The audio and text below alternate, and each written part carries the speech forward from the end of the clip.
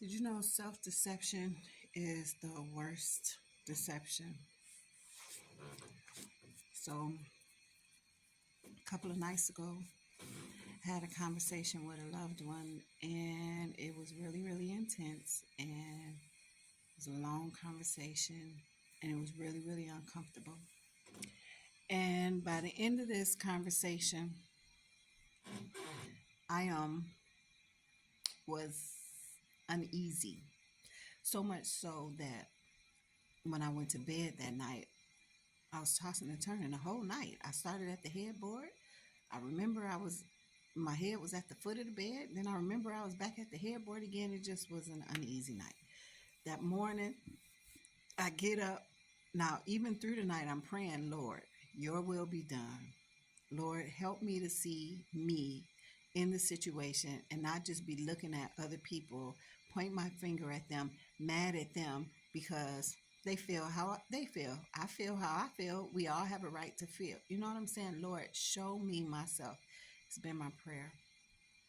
Some months ago, I began to ask God to help me to see the wicked that is in me that He hates, the wicked that I know is in me, and even the wicked that I don't recognize in me. So then, once He shows it to me, I can ask Him to help me to get rid of it, right? It's a lot inside of me. It's a lot inside of me. God is just dealing with me. And when I think I get to one point in it, then I get slapped with another something else, and I'm like, Lord, but now I could look at it like this is for the birds. It's getting on my nerves. I'm trying, and I can't get another.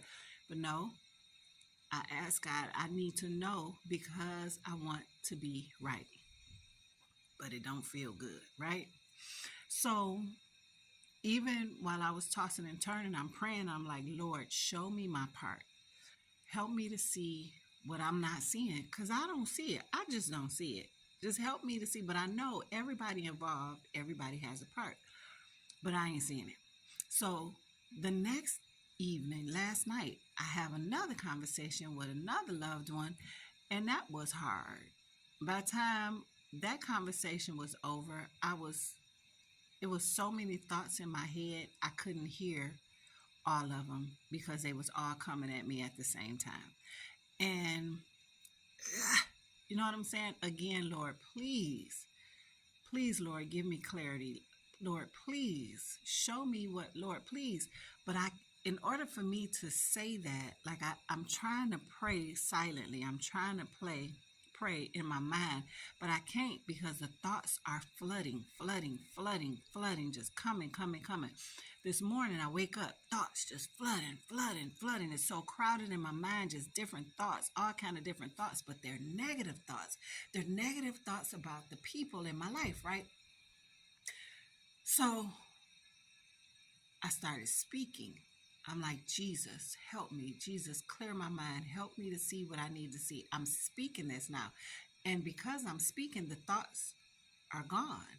But as soon as I get quiet and silently begin to pray, they flood my mind all over again. So I'm speaking.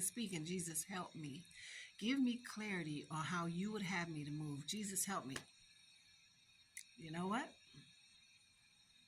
God gave me so much clarity. I wanted to say, what? But at the same time, He freed me up because He told me some truths that I didn't even recognize, that I didn't realize. And I don't know if I didn't want to realize it. Whatever it was, He made it very clear to me that I could not deny it. I have been deceiving myself.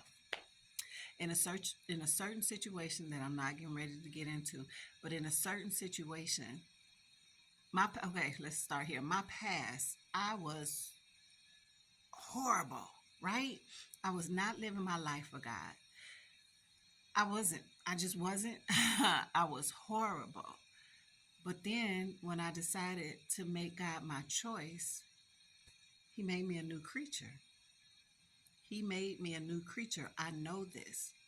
But here were hiding insecurities about my past. But I know God made me a new creature and I am walking in the newness of life. But here is where the insecurities live. I hadn't let those go. So as I began to make choices in my life, I wanted people to see the new creature that I know God has made me. But I'm walking in insecurity. You can't do both at the same time. You drive yourself crazy. So I began to do things or whatever. And because I want you to see the new creature, in order for you to see the new creature, I have to live in a way where God's light is shining through me. But I was living in the insecurity. So I was trying to make you see the light of God. I can't do that because I don't have the light unless God is shining through me. If I'm trying to do it, that means I'm manipulating situations. That's wicked. My insecurities, and because I want you to see me the way that I want you to see me, that's pride. Do y'all know I didn't know I was walking in that? In manipulation and pride, I didn't know. And then I get mad at you because you're not reacting the way that I want you to react, because I'm trying to show you what I'm trying to show you and you ain't getting it because I'm not allowing God to lead me in the way that I should go. That slapped me so hard today, but he made it so clear and he allowed me to breathe because I realized that is the truth. My husband says all the time, self-deception is the worst deception. Self-deception can destroy everything, including relationships. I'm so thankful to my Father that it took years for me to realize and recognize this, but he showed me. And I'm thankful because now I'm not living in a fog. Now I have clarity. Now I can move in the way that he wants me to move, and it'll be okay. Pray for me, y'all, because woo! It is something and some more stuff. But God is faithful, and I want to be. Listen, don't praise me. Praise God who gives it to me to share with you. I love you.